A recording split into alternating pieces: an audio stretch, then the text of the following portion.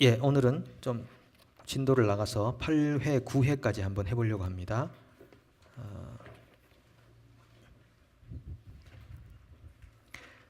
예, 34페이지 6월절에 대한 내용이 드디어 열 번째 출애굽을 향한 열 번째 재앙으로서 장자의 죽음을 하나님께서 내리심으로써 6월절을 행하시게 됩니다. 6월절이 12장부터 이제 기록이 되어서 나오는데요. 출애굽기 12장을 보시면은 하나님께서 이 출애굽을 시키는 일이 하나님의 계시에 있어서 얼마나 중요했는지 철저하게 계획하시고 그리고 열 번째 재앙까지 바로가 그 고집스러운 마음을 가지고 있는 것을 내버려 두시고 그런 장자의 죽음을 맞게 하셔서 거기에서 죽음을 당하지 않는 사람들이 발생시키게 함으로써 마땅히 죽어야 할 장자가 죽지 않는 그 놀라운 일을 하나님이 계획하셨고 행하셨다는 거죠. 그래서 왜 이스라엘의 장자는 죽지 않았나를 사람들이 기억하게 함으로써 장차 오실 어린 양 대신 예수 그리스도를 소망하게 하셨다는 겁니다. 그러니까 하나님의 구속사적인 이 전체적인 계시는 점진적이라고 그랬잖아요. 점점 예수를 보여주는 예수가 왜 메시아가 되어야 되는가? 왜 그분이 우리 죄를 속하시는 분인가? 왜 하나님의 아들인가? 왜 그분만이 유일한 구원의 길인가? 이걸 하나님이 우리에게 보여주시려고 구약으로부터 쭉 이렇게 해오시는 가운데 6월절이라고 하는 아주 중요한 절기가 출애굽기 12장에서 이루어지는데 12장 2절을 읽어보실래요? 2절 시작. 이달을 너희에게 달의 시작 곧 해의 첫 달이 되게 하고 6월절이 있는 달을 해의 첫 달이 되게 해라 이렇게 말씀하시는 것을 봅니다. 자, 그러면은 여러분 그 책에 있는 표를 한번 보시면은 태양력에는 원래 3, 4월 정도 되는 그 달에 6월절이 있는데 그 6월절을 첫 달이 되게 해라. 이스라엘 역으로 첫 달 1월이 되게 해라. 이렇게 말씀하시는 거죠. 원래는 3, 4월 14일 정도에 6월절이 있었는데 그 달을 1월로 해라. 그래서 이 보시면은 원래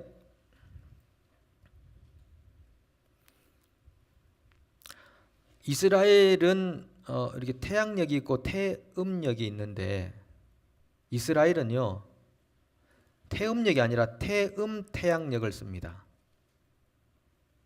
한국도 태양력을 씁니다. 태음력이 아니라 태양력.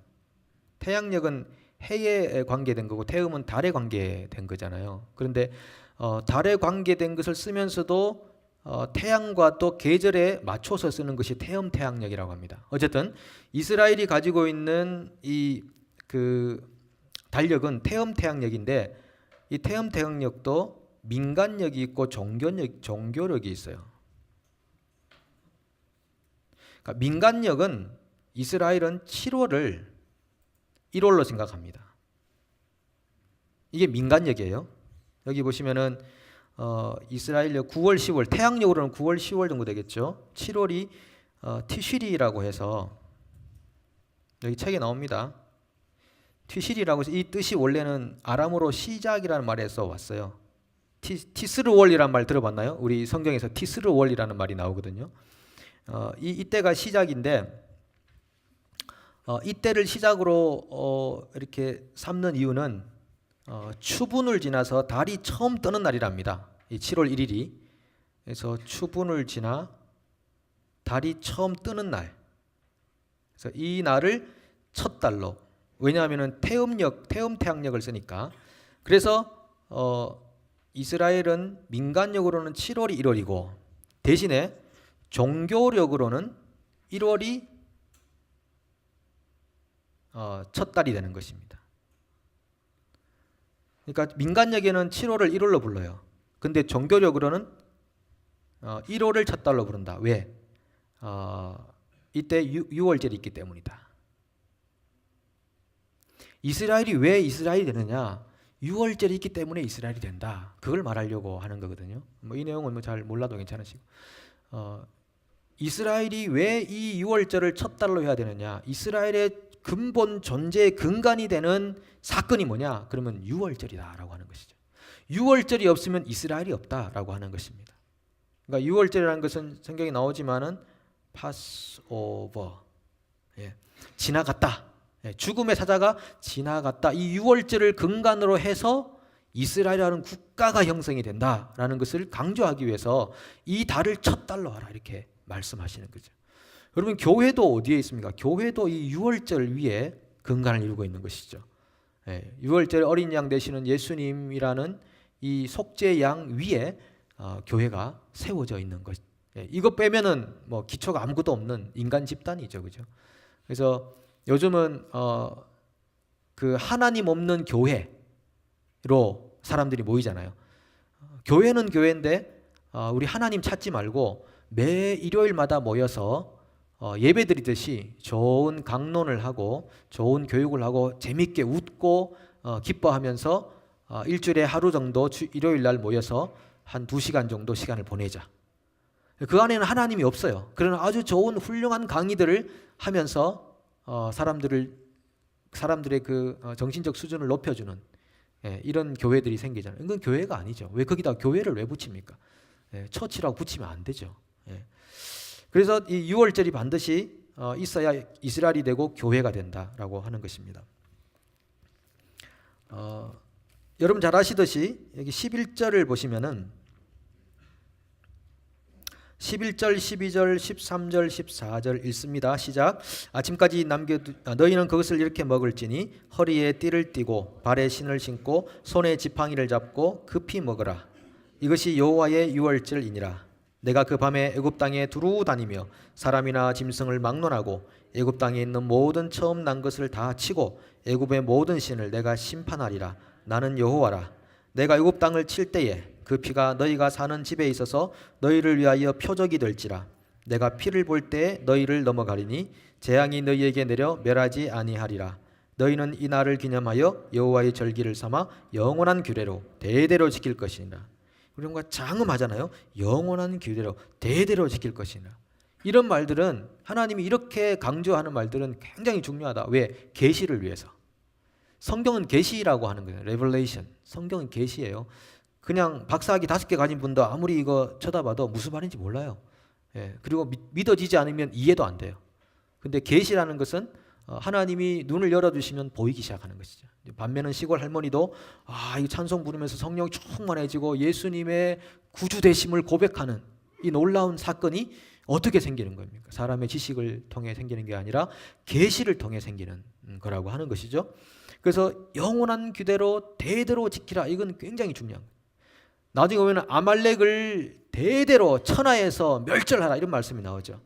그것도 굉장히 중요한 하나님의 그 장엄한 각오가 있는 말씀이죠. 아말렉을 천하에서 대대로 멸절시키라. 그런데 그 아말렉을 사울이 살려뒀으니 하나님이 마음이 편하시겠습니까? 하나님이 안 된다 하고 한 거를 사람이 더 하나님보다 착해가지고 살려두는 거죠. 살려둬. 하나님이 그거 굉장히 싫어하거든요. 하나님 자기보다 의로워지려고 하는 그런 인간의 속성을 굉장히 싫어하거든요. 우리가 하나님 앞에 의롭다고 하는 것은 하나님 말씀에 순종하는 거지, 하나님보다 머리를 더 굴려서 더 착하게 선하게 하는 거, 그걸 의롭다고 하지 않는다. 그거는 윤리다, 도덕이다, 하나님보다 앞서가는 죄악이다 라고 하는 거죠. 이사야 선지자가 말하는 죄, 이거 제가 한 10번 정도 말하는 겁니다. 이사야 선지자가 말하는 죄라는 명목이 열광주의적 열심이라는 것이 있습니다. 그리고 하나님을 앞지르는 서두름, 이런 게 있어요. 이거를 죄라고 규정하는 거예요. 이사야 선지자는. 이사야는 뭐를 죄라고 하느냐, 뭘 누굴 훔쳤고 뭐 그런 게 아니라 하나님과의 관계 안에서 열광주의적인 열심이 하나님보다 앞질러가 버려요. 하나님의 의가 아니라 자기의 의로 똘똘 뭉쳐져 있는 거죠. 그 다음에 하나님보다 앞질러 가서 서둘러 가버려요. 때로는 기다림이라는 것이 굉장히 중요한 부분인데, 이 순종인데 하나님보다 앞질러서 하나님보다 더 열심히 하는 것처럼 해버리는 거죠. 하나님 앞에서 의는 하나님이 가 그러면 가고 서 그러면 서는 거죠. 예. 오라 그러면 오고 가라 그러면 가는 거죠. 나와 들어가. 예. 살려줘. 도와주지 마. 도와줘. 이것이 하나님의 편에서의 그 말씀이 정답이고 선이잖아요. 이게 선악과를 먹은 인간은 하나님의 말씀에 순종이 아니라 자기의 생각에 옳다고 하는 바를 선으로 여겨버려요. 그게 선악과를 먹은 인간의 가장 치명적인 오류와 범죄라고 하는 것이죠. 사람이 그 자존심이 있기 때문에 그런 사실들을 굉장히 어려워하고 힘들어합니다. 그래서 예수님께서 너를 부인하지 않으면 나를 따라올 수 없다 그렇게 말씀하시거든요. 우리가 우상이라고 말할 때, 아이돌이라고 말할 때 이것은 아이와 덜이잖아요. 아이는 나 자신이고 덜은 달라거든요. 나돈. 나하고 돈, 이게 우상이에요. 그러니까 요거를 버리지 않으면 여전히 우리는 우상 숭배하면서 하나님을 섬기는 것 같이 살아간다 이거죠. 여전히 우상 숭배하면서 자기를 버리지도 않은 상태에서 마치 하나님을 섬기는 것처럼 보여 자기 스스로도 속고 있는 그런 일들이 많이 있습니다. 이 나라는 것은 자존심이 자기를 지배하고 있거든요. 예, 나를 어떻게 보는 거야 라고 하는 그 자존심. 예, 이 망할 자존심이 결국은 하나님 앞에 얼마나 범죄가 되는지. 그 다음에 달라. 이거는 뭐 우리가 말 안 해도 다 아는 부분이고요. 탐심은 곧 우상숭배니라. 탐심은 곧 우상숭배니라 라고 말씀하셨습니다. 이 탐심이라는 것은 결국은 나를 갖추기 위한 탐심이고요. 재물을 탐하는 탐심이 되는 겁니다. 이게 다 우상숭배입니다. 예. 그래서 사실은 많은 그 그리스도인들이, 뭐 저도 포함될 위험이 많이 있습니다. 많은 그리스도인들이 종교놀이를 하고 있는 경우가 많습니다. 그러니까 종교 생활하는 거죠. 거듭난 하나님의 사람으로, 하나님의 성령을 경험한 사람으로 사는 게 아니고 그냥 종교적 생활을 하는 겁니다. 종교적 생활을 하면은 가장 먼저 떠오르는 게 뭐냐면은 내가 신앙 방식하는 것으로 남을 다 잘라내는 겁니다. 이게 굉장히 위험한 종교식의 생활입니다. 종교식의 생활. 자, 그런 것들이 생겨나게 되는 건데, 여기 보시면 11절에도 보면은 6월절이 뭐냐? 여호와의 6월절이다. 예, 6월절은 하나님의 작품이에요. 작품. 하나님의 작품이에요. 그리고 12절에 애고의 모든 신을 심판하겠다. 예, 그리고 이것이 표적이 되고 넘어가겠다. 영원히 대대로 지켜라. 이렇게 말씀하고 있습니다. 그래서 모든 신들에 대한 심판이다라고 그렇게 말씀하셨고요. 우리 책에 보시면은 출애굽기 12장 그 42절에 보시면은 42절 같이 읽어보겠습니다. 이 밤은 그들을 애굽 땅에서 인도하여 내심으로 말미암아 여호와 앞에 지킬 것이니 이는 여호와의 밤이라 이스라엘 자손이 다 대대로 지킬 것이니라. 아멘. 이 여호와의 밤이라, 이 말을 미국 개혁판 성경에서 우리 교재에 있습니다. 이 밤은 여호와께서 그들을 애굽에서 인도하여 내시기 위해 철야하심이라, 이렇게 표현했어요. 하나님이 철야했다. 밤새도록 죽음의 사자가 그들을 쭉 다니지만 그 다녀서 장자는 다 죽었지만 이스라엘의 장자는 죽지 않고 살아나오는, 하나님의 철야하심으로 이집트에서 출애굽하게 되는 겁니다. 그래서 이제 12장 15절부터 방금 읽었던 42절까지 쭉 어떻게 6월절을 보내야 되는가라고 말하는데, 15절에 보면 특별히 무교병이라는 게 나오죠. 예, 무교병. 누룩 없는 빵을 먹어라. 예, 19절에 보면 이래 동안은 누룩이 너희 집에서 발견되지 아니하도록 하라. 만약에 유교물을 먹는 자는 끊어진다. 이 사형. 하나님이 사형이다라고 표현한 거죠. 누룩 없는 빵을 먹어라라고 말씀하고 있습니다. 그리고 급히 먹어라. 누룩이라는 것은 보통 우리가 그 표현할 때 죄를 상징하잖아요, 그죠? 예, 죄를 상징하는 거죠. 교회에서 누룩을 제거라. 옛날에 예수님께서 바리새인들의 교훈을 누룩이라고 표현했거든요. 그러니까 잘못된 교훈이 교회 공동체를 어지럽히지 않도록 하라. 교회가 가장 중요한 것은 진리를 사수하는 것입니다. 진리를 사수하는 것. 그러니까 교회가 끊임없이 해야 되는 건요, 진리를 붙잡아야 돼요. 그래서 잘못된 가르침들이 성행하지 않도록 계속 정화시켜 가야 됩니다.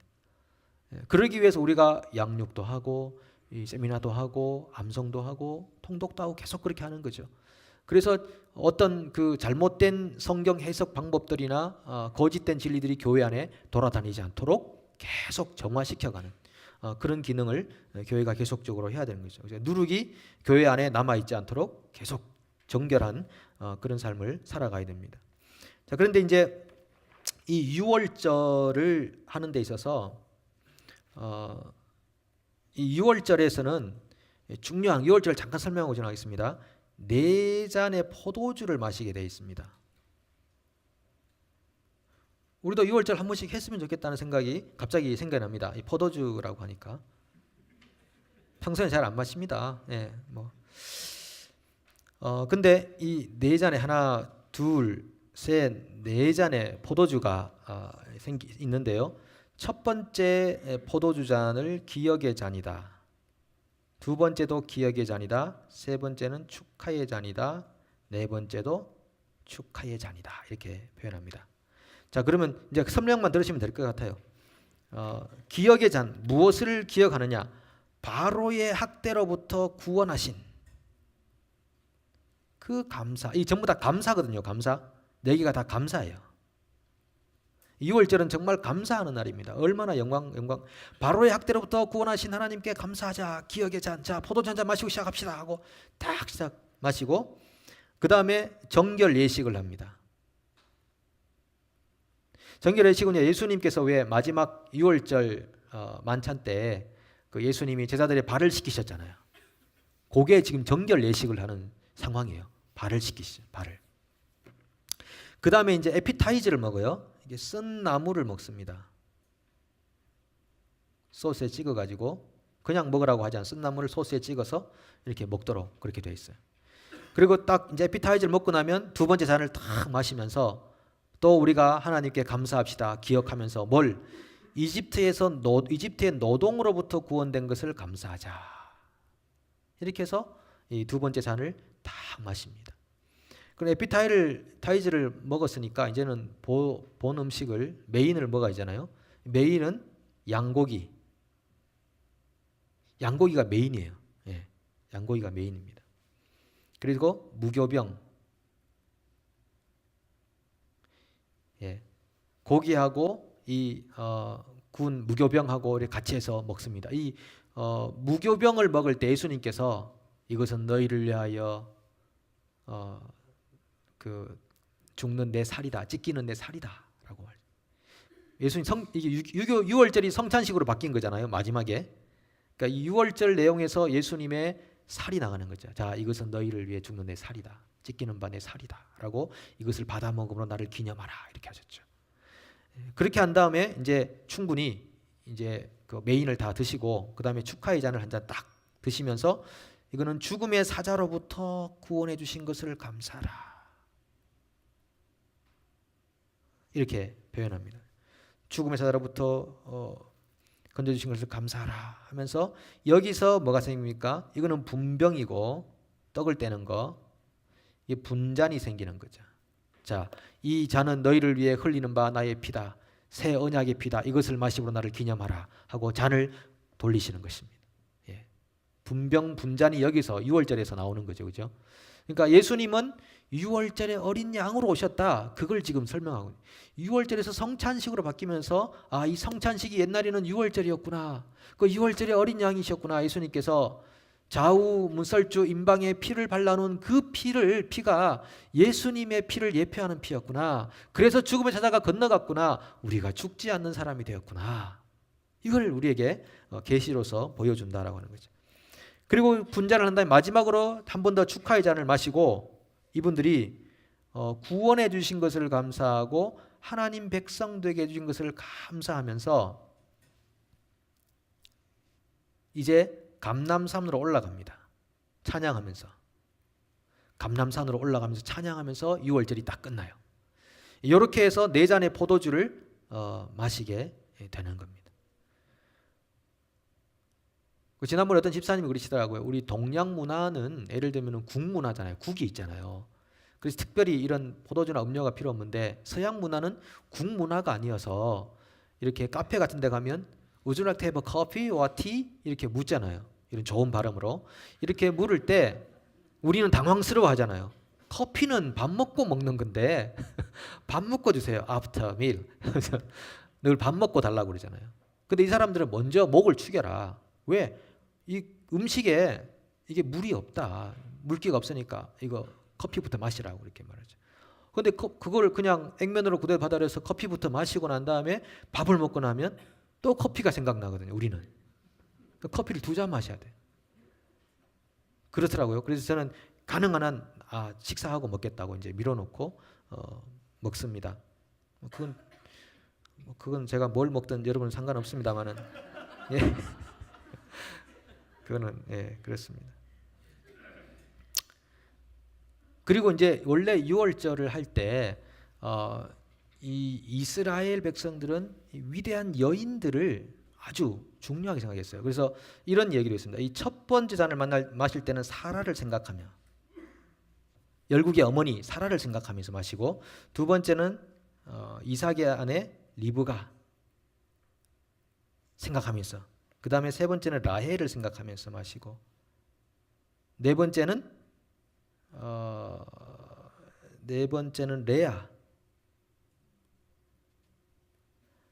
레아를 그 유다의 어머니 레아를 생각하면서 마시는 이렇게 했다는 겁니다. 뭐 이런 여러 가지 이야기가 있습니다. 그래서 6월절의 식은 굉장히 중요한. 그리고 우리가 교회를 생각할 때도 6월절의 어린 양 되신 예수님. 이 6월절에 대한 이야기가 요한복음에 굉장히 많이 나오죠. 자, 요한복음 몇 가지 한번 찾아볼까요? 요한복음 1장으로 넘어가셔서 그러니까 이 구약의 모든 사건은 예수님을 향해서 달려가는 겁니다. 요한복음 1장 29절을 보십시오.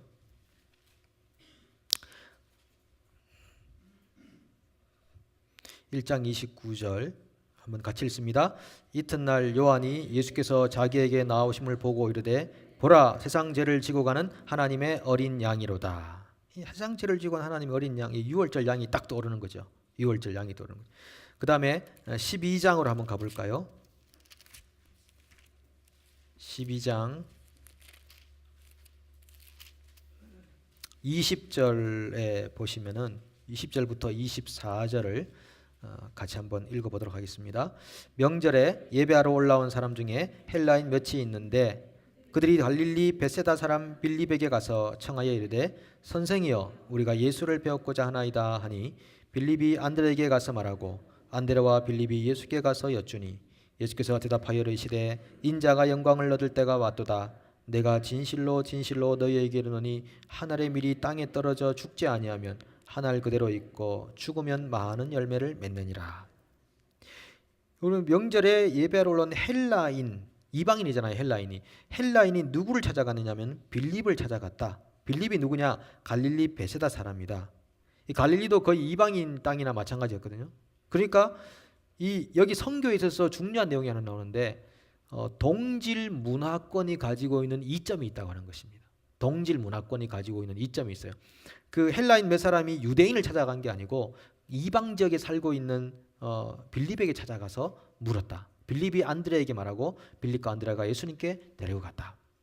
그러니까 동질 문화권의 이점이라고 생각한다면 예를 들면 우리가 한국 사람들이 어떤 뭐 이렇게 아프리카로 가서 선교하는 것 보다 아프리카 사람을 훌륭한 사역자로 준비시켜서 그 땅으로 다시 보내는 것이 훨씬 낫겠죠.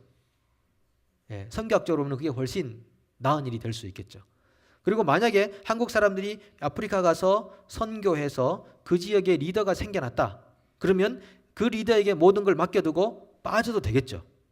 그래서 옛날에 우리 한국에 왔던 미국 선교사들이 초기에 그렇게 해서 열심히 선교하다가 어느 시점에 싹 빠졌잖아요. 더 이상 우리가 이곳에 남아서 주도권을 행사하고 권위를 나타낼 필요가 없다. 자, 현지인들이 리더로 세워졌으니까 우리는 여기서 빠져도 상관없다. 빠지는 거예요. 예, 그렇게 해서 선교를 하는 겁니다. 그렇게 했는데 예수님은요 항상 이 죽음을 생각하셔요. 예수님은 누가 자기를 뭐 죽인다고 그랬습니까? 처음부터 예수님은 죽을 때가 되어 간다. 내가 죽음으로써 한 알의 밀이 땅에 죽음으로써 많은 열매를 맺고 죽지 않으면 한 알 그대로.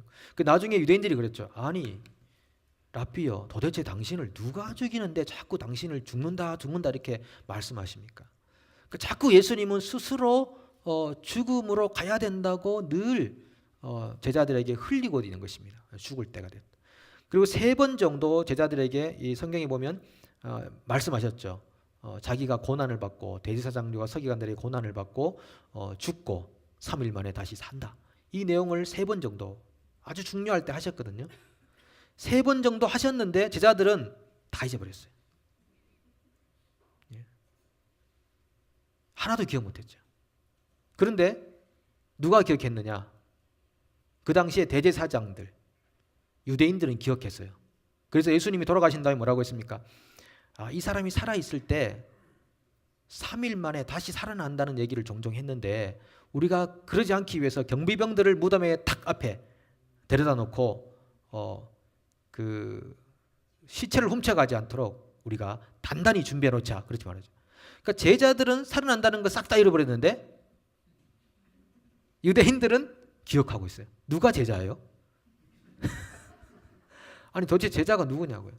우리 제자들은 싹 다 잊어버리고 그 사람들만 기억하고 이런 이제 상황을 봅니다. 그러니까 제자들도 얼마나 연약한 사람인가를 우리 보여주면서 오순절날 성령이 임하셔서 이게 스가랴서가 말하고 있는 말처럼 4장 6절에 보시면은 이는 힘으로나 능으로 되지 않고 오직 나의 그 원래 기억하는 신이라고 하는데 원래 나의 영으로 되느니라. Not by power nor by might but by spirit.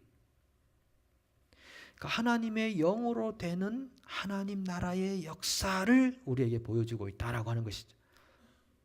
그러니까 오늘 성경 우리 그 성경 구절 암송도 그거 아니겠습니까? 사람의 일을 사람의 속에 있는 영 외에 누가 알리요? 그것처럼 이와 같이 하나님의 일도 하나님의 영 외에는 우성구 지사님 아무도 알지 못하니라. 아무도 못 따라갑니다, 집사님. 예. 아니 같이 하시길래 제가 이제 부탁드린 거죠. 예, 힘이나 능이 아닌 나의 영으로 되느니라 하는 것을 말씀하고 있습니다. 그래서 여러분 교회는 지식을 추구하는 공동체가 절대 아닙니다. 예. 계시를 추구하는 공동체입니다. 하나님의 계시는 여기에 다 담겨져 있습니다. 예. 여러분 더 이상의 계시는 없습니다. 이 성경으로서 하나님의 계시는 종결된 것입니다. 지금도 혹시 예배 시간에 계시 받으시라고 이렇게 눈을 감는 분들은 감을 필요 없으세요. 계시 안 옵니다. 계시 안 옵니다. 여기 계시가 여기 다 기록되어 있어요. 성경에. 이 성경은 정말 미스테리와 같은 겁니다. 어떻게 해서 이 수많은 40여 명의 저자가 1600년간 기록을 해서 여기에 뭐가 있는가 하면 이 성경이 위대한 이유가요. 1600년간 40명의 저자가 기록했는데 여기에 뭐가 있느냐? 일관성이라는 것이 있다고 하는 것입니다. 이게 신비라고 하는 것이죠. 아니 세상에 어느 책이 1600년 동안 기록된 그 책들이 이런 코히어런스라고 하는 일관성을 가지고 있냐? 어느 책입니까? 아닙니다. 없습니다. 하나도 없습니다. 그러니까 한국에 있는 어떤 분들이 우리 서양 이스라엘 문화를 한국 문화도 잘 모르는 사람들이 말이야 이스라엘 절기 외우고 이스라엘 역사를 배운다고 막 나무라는 분들이 있거든요. 물론 이제 한국 민족주의적 관점에서 보면은 나쁘고 잘못된 거죠. 한국도 모르면서 말이야 이스라엘만 찾는다고 막 그러는데, 이 이스라엘이 보통 이스라엘이 아니고 하나님의 계시가 담긴 이스라엘이기 때문에 우리가 이스라엘 역사와 문화와 이것들을 보는 거죠. 왜 보느냐? 하나님의 계시 담긴 성경을 제대로 이해하기 위해서 그 나라의 역사와 문화와 언어들을 우리가 연구하고 배우는 거가 아니겠습니까? 그러니까 민족주의적 관점에서 왜 이스라엘 그러냐, 그럴 필요가 없는 것이죠. 하나님의 계시가 기록된 성경을 이해하기 위해서 우리가 그렇게 하는 것입니다. 그래서 예수님은 한 알에 죽는 미랄로 이 땅에 오셨다라고 하는 거죠. 자, 그래서 유월절이 굉장히 중요하다라고 하는 거고요.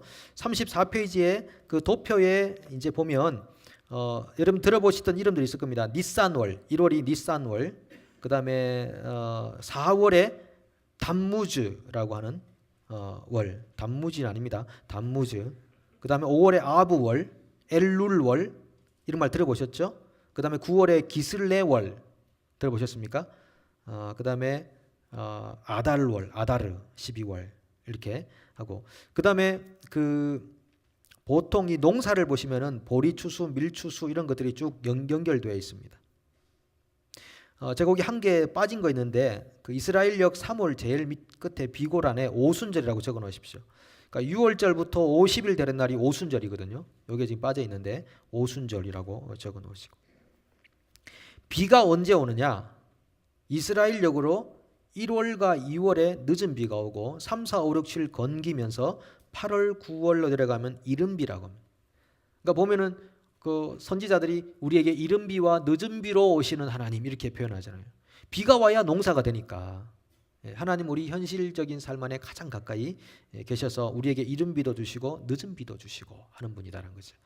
여러분에게 때맞게 이른 은혜도 주시고 늦은 은혜도 주시고, 그래서 은혜를 충만하게 우리에게 부어주셔서 우리가 오직 은혜로만 사네, 은혜로만 사네, 그렇게 표현하는 거잖아요. 네.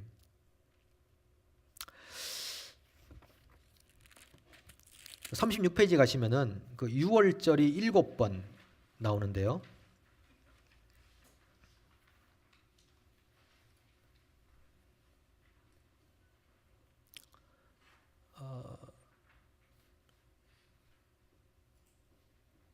예, 6월절이 7번 나오는데요. 이게 첫 번째 6월절은 방금 우리가 했던 6월절이고, 그 다음에 민수기 9장에 가면 광야에서 6월절하고, 여호수아 5장에 가나안에 들어가서 첫 6월절, 히스기야 때 6월절, 요시야 때 6월절, 바벨론 귀환 후 6월절, 예수님의 고난 전 6월절, 이렇게 한 7번 성경에 기록이 되어 있는 거예요. 그러니까 7번이라는 것은 완전한, 완전수. 6월절에 담긴 이 계시가 크다라고 하는 건데, 첫 번째 6월절은 피의 효력, 문설주와 임방에 발라놓은 그 피가 어떻게 사람들의 죽음을 막는가에 대한 것을 계시하고 있고요. 광야에서 민수기 9장에 가서 이제 6월절을 다시 합니다. 할 때 명령하신 대로 준행했다. 어떤 시체로 부정하더라도 참가해라. 이건 무조건 참가해라. 6월절에는 이건 뭐 예외가 없다. 예외 규정이 없다. 가나안 땅에 들어가면은 그 땅의 곡식을 처음 먹게 됩니다. 그러니까 가나안 땅에 들어가서 6월절을 지킨 다음 날 그 땅의 곡식을 먹을 때 만나가 딱 그쳐요.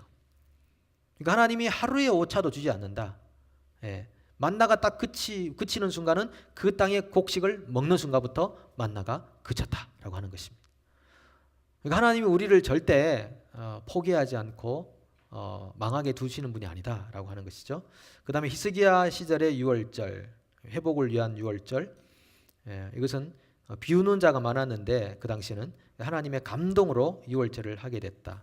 요시야 당시에도 사무엘 이후로 가장 성대한 6월절을 하게 된다. 바벨론 귀환 후 6월절 했는데 그들을 즐겁게 하고 성전 건축을 도와주셨다. 예수님의 고난전 6월절은 성찬식으로 변했다 했는데, 이걸 이제 하나씩 그 의미를 좀 생각해 봤는데, 이건 뭐 이렇게 생각할 수도 있고 다르게 생각할 수 있습니다.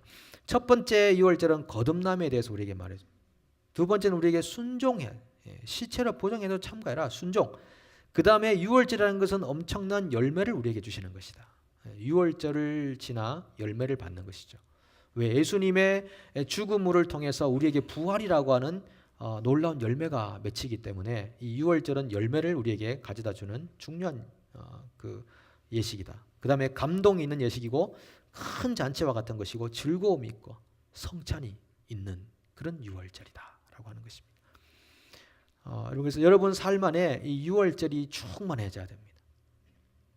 그래서 하나님의 어린 양 되신 예수님의 죽으심을 통한 그 수많은 은혜와 은사들이 여러분들에게 막 부어져야 됩니다. 여러분, 하나님의 은혜와 은사는 예수 그리스도의 죽으심과 그 대속하심을 통하지 않고서는 어떤 것도 내리지 않습니다. 하늘의 신령한 은사와 은혜들은 예수 그리스도의 죽으심을 통하지 않고서는 어떤 것도 내리지 않습니다. 믿으십니까? 아예 기대하지 마십시오. 그러니까 예수 그리스도를 통해서만 우리에게 모든 은혜와 은사가 내려오는 것입니다. 그래서 출애굽 과정을 우리가 한번 정리를 하면 이 출애굽이 하나님께서 아브라함에게 너 자녀들이 4대 만에 다시 이 땅으로 돌아올 것이다 라고 말씀하셨거든요. 그러니까 한 400년간 고통받는다. 정확하게는 430년 종살이 한다 이렇게 말씀하셨어요. 430년 종살이 한다. 근데 이 430년이 이스라엘 역사를 보면은 3번 정도 있습니다. 430년. 요거 간단하게 한번 생각해, 한 5분 만에 한번 생각해 보고 지나가도록 하겠습니다. 그래서 제 책에 기록해 놨는데 이집트에서의 종살이 430년. 그 다음에 출애굽부터 언약궤가 예루살렘에 이를 때까지 430년. 그 다음에 성전 건축 후 바벨론 포로 때까지 430년. 그리고 요 세 개를 더하니까 1290이 되는데 요거는 다니엘서 12장 11절에 나오는 1290일이 지나면 제사를 폐하고 성전에 잊지 말아야 할 것이 있게 되는 그런 환란이 올 거다. 이렇게 얘기를 합니다. 그러니까 요것이 다 좀 그 연결되어 있는 부분인데요. 잠깐만 다시 나갔다 오면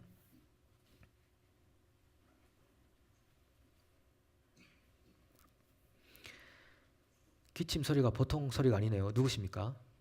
이제 약을 좀 드시고 좀 몸을 회복하시기를 바라겠습니다. 기도하겠습니다. 제가 아침에 새벽에 어떤 기도를 하는데 어떤 형제가 생각이 나서 그 형제를 위해서 이제 기도하고 그 형제가 가진 현안이 그 영주권에 대한 거였거든요. 그래서 하나님 어떻게 하실려나 그리고 하나님께 이제 올렸는데 오후에 전화가 왔는데 딱 그 형제 이름이 온 거예요. 그래서 영주권 나왔구나. 이거는 보나 마나. 축하한다고. 그러니까 받자 말자. 목사님 영주권 나왔습니다. 그래서 축하한다. 잘한다고. 잘했다고. 감사한 일이라고 이제 그러고 있는데 굉장히 어려운 아마 이렇게 그 과정이 있었나 봐요. 제가 실명을 말하긴 그렇고 어쨌든 그래서 영주권을 받게 됐는데 하나님이 이렇게 계시를 주셨구나. 계시는 종결됐구나. 계시가 아니고 영감을 주셨구나 생각하는데 그 기침하신 분 빨리 저기 네 기침까지 신경을 써야 되니까 지금 할 일이 많습니다. 예. 오지랖이라고도 하긴 하죠. 예. 이런 거는 녹음 안 해야 되는데 430년 자 이집트에서 종살이에서 430년 자 이게 출애굽까지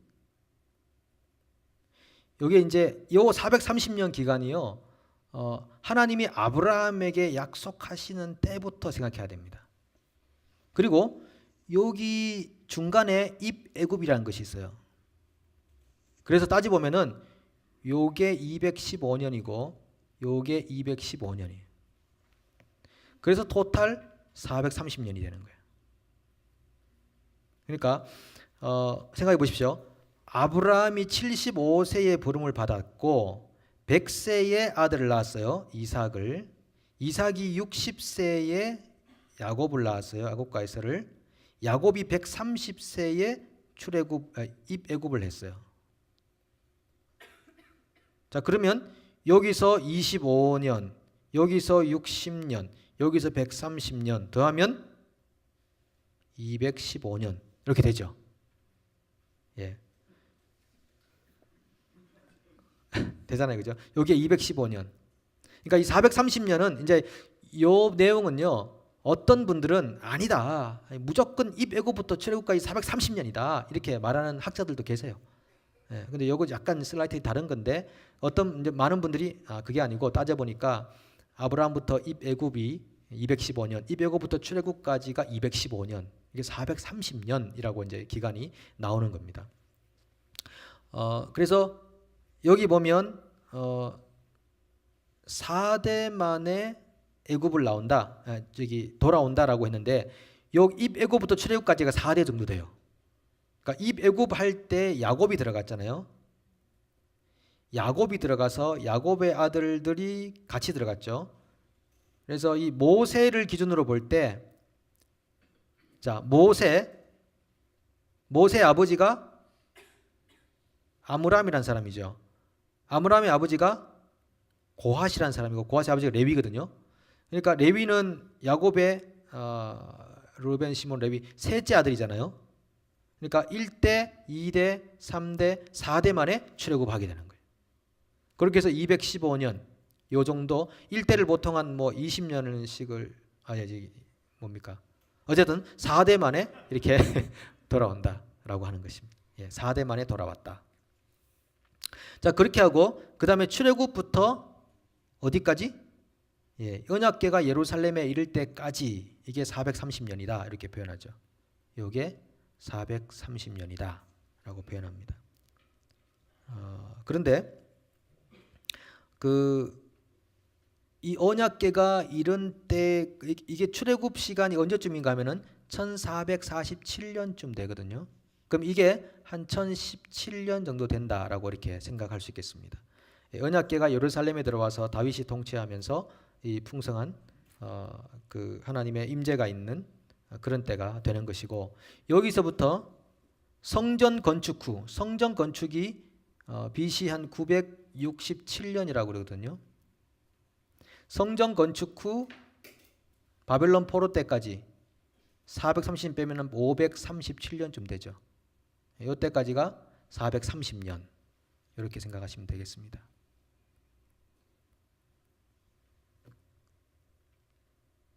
예, 그렇게 되면 세 번의 출애굽, 세 번의 430년이 모여서 1290년이라는 게 나오는데, 이 1290년은 그렇게 나오지 않고 다니엘서 12장 11절에 1291이라는 게 나옵니다. 자, 이거 잠깐 보고 금방 지나갈게요. 다니엘서 12장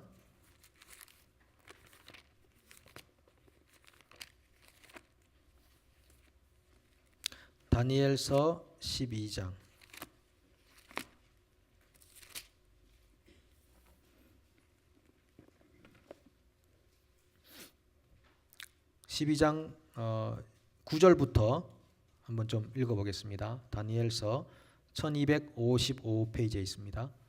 12장 9절부터 읽습니다. 시작. 그가 이르되 다니엘아 갈지어다. 이 말은 마지막 때까지 간수하고 봉함할 것임이니라. 많은 사람이 연단을 받아 스스로 정결하게 하며 희게 할 것이나 악한 사람은 악을 행하리니 악한 자는 아무것도 깨닫지 못하되 오직 지혜 있는 자는 깨달으리라. 매일 드리는 제사를 폐하며 멸망하게 할 가증한 것을 세울 때부터 1290일을 지낼 것이요 기다려서 1335일까지 이르는 그 사람은 복이 있으리라. 너는 가서 마지막을 기다리라. 이는 내가 평안히 쉬다가 끝날에는 내 몫을 누릴 것임이니라. 아멘. 이 1290일이 그러니까 보통 이런 그 다니엘이나 이런 선지서들을 묵시서라고 이렇게 표현하잖아요. 그래서 이 묵시서에는 묵시는 이제 그 가려져 있다라는 것이거든요. 이거는 상징적으로 단어들 해석해야 될 내용들이 많습니다. 요한계시록, 다니엘서 이런 그 선지서들은 이거를 문자적으로 해석하면 아주 위험한 해석을 많이 하게 됩니다. 그걸 세대주의라고는 표현하는데 뭐 예를 들면 14만 4천 명을 사람 그냥 숫자로 표현해 가지고 뭐 신천지가 그렇게 모이고 또 여호와의 증인이 그렇게 모이고 이게 다 성경을 문자로 해석해서 그런 거거든요. 그러니까 성경은 문자로 볼 때가 있고 상징으로 볼 때가 있는데 이 상징으로 봐서 1290이라고 하는 숫자는 보통 이 환란을 상징하는 숫자입니다. 환란을 상징하는 숫자가 요한계시록에 보면은 3년 반이라는 것이 나오고 42개월이라는 게 나오고 그다음에 1200 아마 42개월은 1260일쯤 될 거예요. 그러니까 요런 단어들이 전부 다 환란을 상징하는 단어들로 나타납니다. 그러니까 정확하게 그러면 요한 말세가 되면 3년 반 엄청난 환란이 있나? 이렇게 생각하는데 그 문자로 해석하는 거죠. 그 세대주의라고 표현하는 거예요. 문자가 아니고 이 3년 반이라고 하는 이 환란의 시간이 우리에게 있다는 걸 말하고 반대로 천년왕국이라고 하는 이 단어는 하나님의 백성들이 왕노릇하는 통치 기간을 천년왕국이라고 하는데 이 천년왕국은 3년 반과 사실은 같은 기간을 의미하지만 우리가 슬픔은 잠깐이지만 하나님의 은혜는 평생이로다라고 했던 시편 기자처럼 같은 기간이지만 고통은 33년 반처럼 느껴지고 하나님의 은혜는 천년처럼 느껴진다. 그렇게 상징적으로 표현해 놓기 위해서 이렇게 표현해 놓았다라고 하는 것입니다. 어쨌든 우리가 이 땅을 사는 동안에 이런 환란들을 아마 당하게 될 겁니다. 이런 내용들이 이 출애굽기 속에 그리고 이 선지서들 속에 이렇게 숨어 있고 요한계시록까지 그렇게 연결될 수 있겠습니다. 예, 그건 거기 나중에 또 우리가 더 보도록 하고요. 자, 그렇게 하고요. 다시 바로 넘어가겠습니다. 예. 세 번의 430년이 있었다라는 것만 기억해 주시기 바라고, 그 다음에 출애굽의 과정, 왜 하나님께서 그 길로 출애굽을 하게 하셨나? 출애굽기 13장 17절, 예, 중요한 내용이죠. 출애굽기 13장 17절 제가 읽어보겠습니다. 바로가 백성을 보낸 후에 블레셋 사람의 땅의 길은 가까울지라도 하나님이 그들을 그 길로 인도하지 아니하셨으니 이는 하나님이 말씀하시기를 이 백성이 전쟁을 하게 되면 마음을 돌이켜 애굽으로 돌아갈까 하셨습니다. 쉽게 홍해길로 쉽게 지중해를 따라서 올라가면 금방 갈 수 있는 길인데 하나님이 그 길로 가지 않고 다른 길로 보내시고 또 특별히 홍해를 건너가게 하시고 이렇게 하신 이유는 전쟁을 피하기 위해서, 전쟁하면은 바로 돌아갈까봐 하나님께서 그 길로 인도하셨다. 아예 막 바다를 건너버려가 다시는 못 돌아가도록 그냥 그 길로 데리고 가셨다라고 하시는 것이죠. 예. 그 다음에 14장 1절부터 3절의 내용은 이런 내용이죠. 우리 같이 읽어보겠습니다. 여호와께서 모세에게 말씀하여 이르시되 이스라엘 자손에게 명령하여 돌이켜 바다와 믹돌 사이에 비하히로답 곧 바알스본 맞은편 바닷가에 장막을 치게 하라. 바로가 이스라엘 자손에 대하여 말하기를 그들이 그 땅에서 멀리 떠나 광야에 갇힌 바 되었다 하리라. 이것은 하나님이 스스로 위기를 자초하신 겁니다. 그렇게 안 하셔도 되는데 스스로 위기를 자초해서 뒤에는 군대가 따라오고 앞에는 바다가 있도록 딱 세팅을 해놓으신 거죠. 이 사건은 계시가 있는 사건입니다. 왜요? 하나님이 자기 사역의 적으로 나타나는 때입니다. 하나님이 자기 사역의 적이에요. 이스라엘을 빼내서 자기 백성을 삼아야 되는 것이 하나님의 목적인데 그 목적을 스스로 방해하고 계시는 거죠. 스스로 방해하고 계시다는 것은 여기에 하나님이 뭔가를 보여주시려고 하시는구나 하는 걸 알게 됩니다. 또 한 가지 예가 어디냐면은 아브라함에게 이삭을 바치라고 하는 거죠. 아니 100세에 낳은 아들, 그 아들을 통하여만 뭇 자손들이 하늘의 별과 같이 바다의 모래와 같이 많아질 것이다라고 스스로 약속하셔놓고는 그 약속을 스스로 파기시키려고 하는 것입니다. 이 자식을 내놔라, 죽여라 라고 하는 것이죠. 그러니까 스스로 자신의 적으로 등장하는 그 순간은 하나님이 뭔가 중요한 계시를 하려고 하시는구나 하는 것을 깨달아야 되는 거죠. 그래서 이삭이 잡혀서 죽으려고 할 때 거기도 여호와 이레, 하나님이 예비해 주시는 어린 양이 대신해서 죽었잖아요. 계속해서 대신해서 죽고 왜 예수께서 이 땅에 오셔서 우리 인간을 대신하는 사람이 되는가 하는 것을 계시해 주는 것이죠. 여기 지금 홍해를 건너가는 그 일도 사람의 힘과 지식이 아니라 능이 아니라 하나님의 영으로 되는 그 역사를 이스라엘에게 보여주시기 위해서 자신이 스스로 적으로 등장하시는 거예요. 그리고 전쟁을 어떻게 하는가를 가르쳐주기 위한 거죠. 전쟁은 이렇게 하는 거야 하면서 너희는 가만히 있어 주가 하나님 됨을 알지어다. 세상과 열방이 그가 하나님 됨을 알게 되리라. 이러면서 그 홍해를 건너가게 하시는 그런 역사를 보게 하시는 겁니다. 자, 그렇게 해서 출애굽을 해서 출애굽의 결과를 한번 볼까요? 31절 읽습니다. 이스라엘이 여호와께서 애굽 사람들에게 행하신 그 큰 능력을 보았으므로 백성이 여호와를 경외하며 여호와와 그의 종 모세를 믿었더라. 여호와와 그의 종 모세를 믿었더라. 이게 믿음이 배양되는 겁니다. 믿음이 배양되는 것입니다.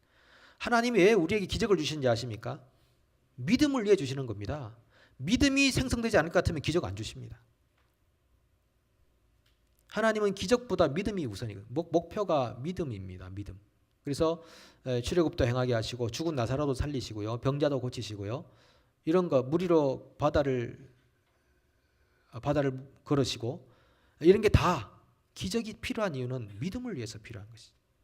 근데 끝까지 우리가 기적을 달라 그런 게 아니라 우리의 믿음이 자라나야 되는 것이죠. 자, 그렇게 해서 15장에 모세가 노래를 합니다. 네. 그래서 15장 1절에서 보면 내가 여호와를 찬송하리니 그는 높고 영화로우시며 말과 그탄 자를 바다에 던지셨습니다. 여호와는 나의 힘이요 노래며 구원이며 나의 하나님이시니 내가 그를 찬송할 것이요 내 아버지 하나님이시니 내가 그를 높이시리로다.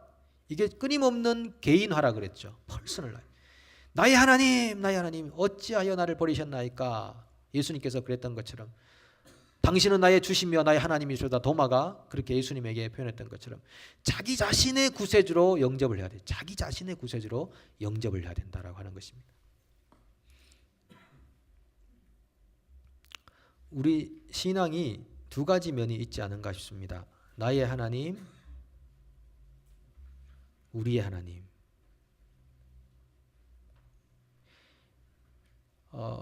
근데 카톨릭은 우리의 하나님은 강한 편인데 나의 하나님이 좀 약해요. 카톨릭은 왜냐하면 예식 자체가 미사, 이 예전 안에 들어오기만 해도 은혜를 받는다 생각하거든요. 구원받는다 생각하거든요. 그러니까 공동체 안에 들어가 있기만 하면 구원받는다 생각하죠. 그리고 미사하면서 성례식 하면서 받아먹는 떡, 성체, 그걸 먹으면 진짜 구원받는 사람이 된다고 생각하는 거죠. 왜냐하면 이 카톨릭은 제가 말씀드렸지 그때 화채설이라고 그랬거든요. 그러니까 성찬식의 떡을 어떻게 해석하는가? 카톨릭은 화채설.